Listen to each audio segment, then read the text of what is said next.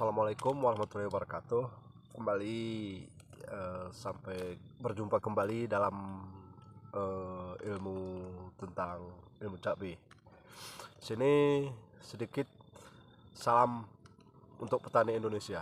Semoga sukses terus ke depannya.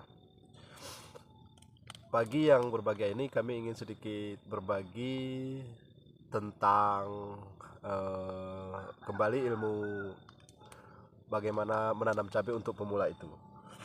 Di sini langsung saja di tahap ini buahnya kita lihat ini sudah ada 3, sudah banyak yang muncul 3, 2 bahkan 4 di sini muncul. Alhamdulillah ini belum pernah kami petik. Umur sekitar 85 HST ini umurnya. Karena di sini agak lambat sedikit pertumbuhannya. Cuman alhamdulillah ini bagus ini. Sekitar 1500 pokok. Jadi hari ini kita ingin berbagi sedikit tentang ilmu bagaimana mengatasi lalat buah. Di sini kalau kita lihat ada bekas lalat buah itu bisa kita atasi dengan berbagai cara. Kalau dari saya pribadi ini tidak menggurui untuk senior-senior kami yang berpengalaman, kami hanya ingin berbagi saja. Kami menggunakan yang pertama sekali untuk lalat buah itu kami gunakan yaitu ini kapur barus sekitar 10 meter satu. Kita berikan ini kapur barus ini kita gantung di tiap-tiap baris itu. Usahakan 10 meter 15 meter satu kita gantung, itu 10.000 itu udah banyak untuk lalat buah itu. Ini salah satu karena kita tahu lalat buah itu cenderung dia kepada penciuman mereka itu mampu, lalat buah itu penciumannya sampai 3 km kalau tidak salah saya, menurut ilmu yang saya dapatkan itu sampai 3 km jauhnya penciuman lalat buah itu. Jadi penciuman itu harus kita balas dengan penciuman. Yang pertama, kalau dia hanya mencium bau itu, aroma bunga itu, kita kasihlah aroma kapur barus ini. Ini salah satu bisa artinya tidak mengundang lalat buah ke kebun kita. Kalau teman-teman yang menggunakan petrogenol, ini saya pribadi sangat tidak setuju. Kalau Anda mungkin melakukan itu ya tidak apa-apa. Cuma saya pribadi kurang sepemahaman dengan petrogenol itu. Karena yang namanya hama bukan kita undang. Terus terang itu bukan kita undang ke lahan kita, bukan. Tetapi justru hama itu kita usir, bukan sebaliknya kita undang. Ini kan sangat-sangat kontradiksi nih, bertentangan sekali ya kan. Jadi kalau ada yang menggunakan perangkap hama, petrogenol, menggunakan perangkap-perangkap yang sifatnya memanggil, mengundang, ini sangat kontradiksi dan sangat bertentangan itu kalau sepemahaman saya itu setelah saya mengkaji dan menggali itu dari sumber-sumber yang resmi. Yang namanya lalat itu kita usir, bukan kita undang. Berapalah perangkap yang kita buat, taruhlah di kebun kita ada 10 perangkap, sementara yang kita undang itu kalau satu dusun sudahlah datang di lahan kita itu. Kalau sempat itu satu kecamatan, berapa desa itu, sempat satu kabupaten, berapa kecamatan itu. Ini 3 km radiusnya kalau tidak salah saya itu diundang ke lahan kita. Kita hanya mencontohkan saja masalah lalat buah itu. Kalau di ada sebuah bangkai babi lah kita taruh, atau bangkai hewan lain lah yang mati di suatu tempat itu tanpa diundang, anjing yang ada di sekitaran radius 4-5 km itu berdatangan memakan bangkai itu. Itu apa? Tandanya apa?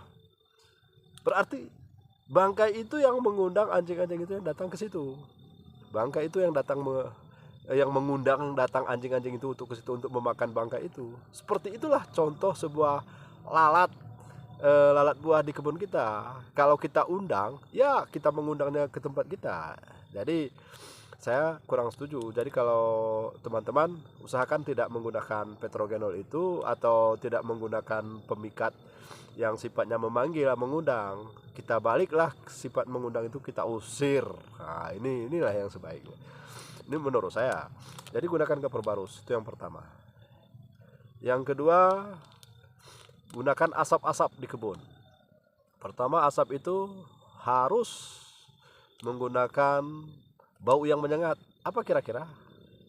Trik dari saya dan trik dari saya itu, saya menggunakan asap, kita bakar kayunya dulu, setelah dia berasap kita berikan rumput yang basah, kita tuangkan dengan belerang di situ.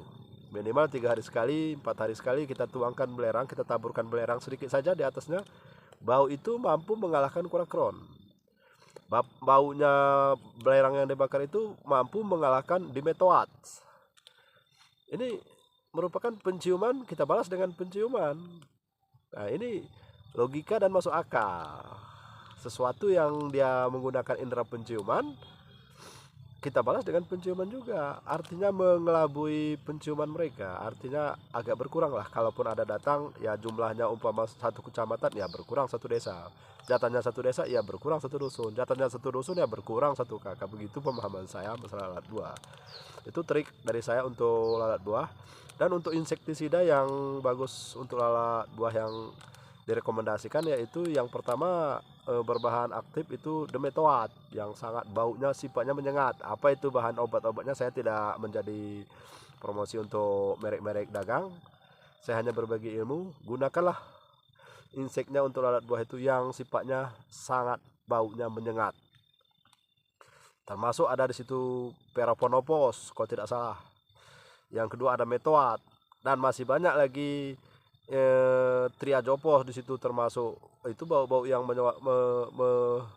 mencuat itu dapat mengusir, dapat mengelabui lalat buah itu. Dan selain itu juga bagus untuk tanaman cabai untuk mengusir lalat buah itu. Jadi kepada teman-teman sahabat petani Indonesia, salam dari Aceh, semoga sukses ke depan. Jadi inilah yang bisa kami sampaikan, masalah berbagi sedikit ilmu tentang mengusir lalat buah. Silakan mencoba dan mudah-mudahan berhasil. Salam sukses. Inilah gambaran tanaman cabai saya. Seluas 1.500 sekitar 1.600 batang. Dan ini buahnya alhamdulillah sudah mulai memerah. Di sini sementara masih aman. Mudah-mudahan aman ke depannya.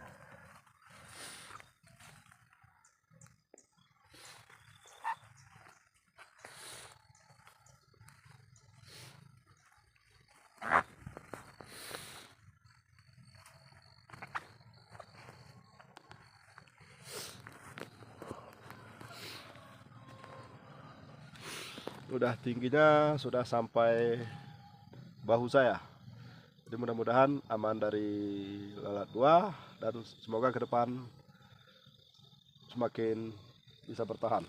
Alhamdulillah, salam sukses untuk petani Indonesia. Selamat pagi.